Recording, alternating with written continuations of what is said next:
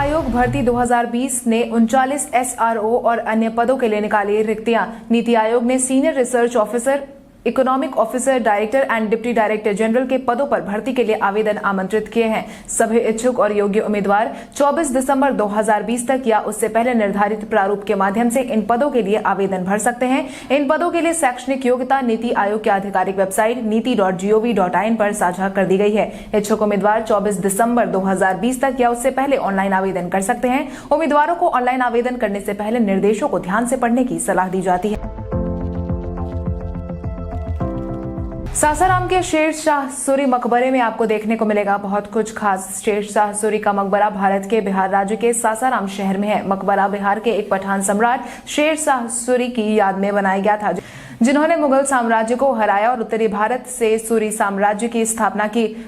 कालिंजर के किले में उन्होंने दुनिया को अलविदा कह दिया था। उनका मकबरा इंडो इस्लामिक वास्तुकला का एक उदाहरण है। इसे वास्तुकार मीर मोहम्मद अलीवाल खान ने डिजाइन किया था और 1540 और 1545 के बीच बनाया गया था। यह लाल बलुआ पत्थर का मकबरा, जो एक कृत्रिम झील के बीच में स्थित है, जो लगभग चौकोर है, भारत के दूसरे ताजमहल के रूप में इसे जाना जाता है। पट खुलते ही मां दुर्गा के दर्शन के लिए दिखी श्रद्धालुओं की भीड़। बिहार में कोरोना के गाइडलाइन के अनुरूप दुर्गा पूजा का आयोजन करवाया जा रहा है। वहीं इस पूजा में सप्तमी से ही विभिन्न दुर्गा मंदिरों में श्रद्धालुओं की भीड़ उमड़ती देखी गई। शनिवार को महाअष्टमी के दिन मां दुर्गा मंदिरों के पट खुलते ही मां का खोइछा भरने विभिन्न दुर्गा मंदिरों में महिला श्रद्धालुओं का तांता लगा रहा। थोड़ी छूट के साथ ही छोटे रूप में ही दुर्गा पूजा मेला का रंग दिख रहा था। हालांकि सभी लोग कोरोना के प्रोटोकॉल का पालन करते हुए देखे गए। वहीं खोइछा भरने के लिए भी लोगों की लंबी भीड़ देखने को मिली। 3 चरणों में नामांकन की प्रक्रिया हुई पूरी। बिहार विधानसभा चुनाव की तैयारियां जोरों पर है। वहीं अब चुनाव के समय में अब बस कुछ ही दिनों का समय बच गया है चुनाव को लेकर। वहीं तीसरे चरण में कुल मिलाकर 1411 उम्मीदवारों में 1249 का नामांकन वैध पाया गया है। वहीं पहले चरण में 71 सीटों पर 166, दूसरे चरण की 94 सीटों पर कुल मिलाकर 1464 उम्मीदवार हैं। बिहार में आदर्श आचार संहिता लागू होने के बाद अब तक इसके उल्लंघन के कुल 306 मामले दर्ज किए गए हैं। सरकारी संपत्ति में 10,488 तथा निजी संपत्ति में 287 बैनर पोस्टर हटाए गए हैं। इसके साथ ही चुनाव आयोग ने हवाई गश्त की शुरुआत भी कर दी है। विशेष हेलीकॉप्टर की मदद से पारामिलिट्री फोर्सेज द्वारा सघन एरिया डोमिनेशन एवं हवाई गश्ती भी करवाई जा रही है।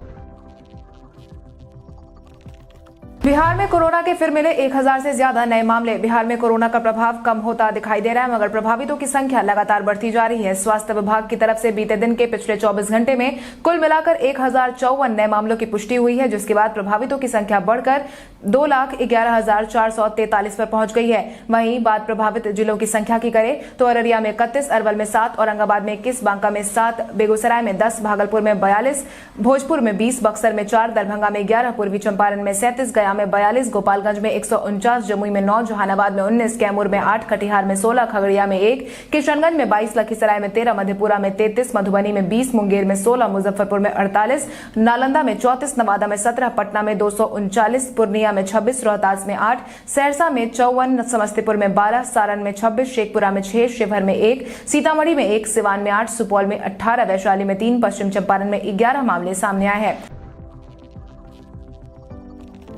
बारिश के बाद साफ हुआ राजधानी का मौसम। में बारिश के बाद राजधानी पटना का मौसम साफ नजर आ रहा है। हालांकि अब बारिश की उम्मीद नहीं है। वहीं हल्की बारिश के कारण मौसम में नमी बढ़ गई है, जिससे लोगों को सुहाना मौसम का एहसास हो रहा है। पटना मौसम विज्ञान केंद्र के वैज्ञानिकों की माने तो अब राजधानी का मौसम साफ रहने वाला है। इसके साथ ही रबी की बुआई भी देरी से हो सकती है। हालांकि आसमान साफ होने से धान की फसल अच्छे तरीके से पक जाएंगी और समय से ही रबी की बुआई होगी।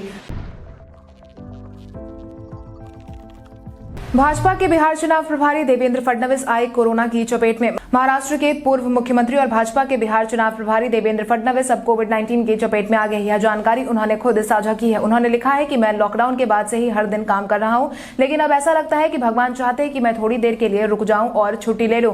कोविड-19 पॉजिटिव पाया गया हूं और फिलहाल आइसोलेशन में हूं। डॉक्टर की सलाह पर दवा और उपचार ले रहा हूं। उन्होंने आगे लिखा है कि जो लोग मेरे संपर्क में हैं वो टेस्ट जरूर करवाएं। सभी लोग ध्यान रखें। आपको बता दें, देवेंद्र फडणवीस से पहले पटना के उप मुख्यमंत्री सुशील कुमार मोदी, 2 बड़े नेता शाहनवाज हुसैन और राजीव प्रताप रूडी भी कोविड-19 की चपेट में आ गए थे। बिहार में पहले चरण की वोटिंग 28 अक्टूबर को होने वाली है। ऐसे में भाजपा के स्टार प्रचारकों का कोविड-19 की चपेट में आना बड़ा झटका माना जा सकता है। बिहारी पहचान में हम बात करेंगे डॉक्टर नवीन चंद्र राम गुलाम की। डॉक्टर नवीन चंद्र राम गुलाम GCSK FRCP का जन्म 14 जुलाई 1947 को बिहार के भोजपुर जिले में हुआ था। मॉरिशस के वो एक राजनेता हैं जिन्होंने 2005 से 2014 तक मॉरिशस के प्रधानमंत्री और लेबर पार्टी के नेता के रूप में काम किया था। वो 1991 से 1995 तक विपक्ष के नेता थे। उन्होंने दिसंबर 1995 से सितंबर 2000 तक पहली बार प्रधानमंत्री के रूप में काम भी किया और अक्टूबर 2000 से 4 जुलाई 2005 तक फिर से विपक्ष के नेता बने। 5 जुलाई 2005 को वो प्रधानमंत्री बने। महागठबंधन ने अपने आम चुनाव जीतने के बाद दूसरी बार वो मंत्री बने थे। बीते दिन से पूरी तरह खुल गए पटना के सभी पार्क। कोविड-19 के कारण सभी पार्क 23 मार्च से बंद पड़े थे। पटना में बीते दिन से सभी पार्क को खोल दिया गया है। मिली जानकारी के अनुसार 6 महीने से अधिक बंद रहने के बाद फिर से राजधानी पटना में सभी पार्क पूरी तरह से खोल दिए गए हैं। पटना के इको पार्क समेत सभी वाटर पार्क में एंट्री पर पूरी तरह से बैन हटा दिया गया है। आपको बता दें कि पार्क अब तक 2 शिफ्ट में आंशिक रूप से खोले जा रहे थे, लेकिन अब पूरी तरह से 5:30 से शाम 7 बजे तक खुले रहेंगे। हालांकि पार्क आने वाले लोगों को कुछ नियमों का पालन करना होगा, तभी एंट्री मिलेगी। गेट पर थर्मल स्कैनिंग करानी होगी, साथ ही मास्क लगाना भी अनिवार्य कर दिया गया है। सर्दी, खांसी और जुकाम वालों को एंट्री नहीं दी जाएगी और लोग अपना पानी बोतल और सैनिटाइजर साथ रखेंगे। इसके साथ ही पार्क में घूमते समय पेयजल या वॉशरूम से दूरी बनाए रखेंगे। पार्क में भीड़ भाड़ नहीं लगाने की अनुमति दी गई है।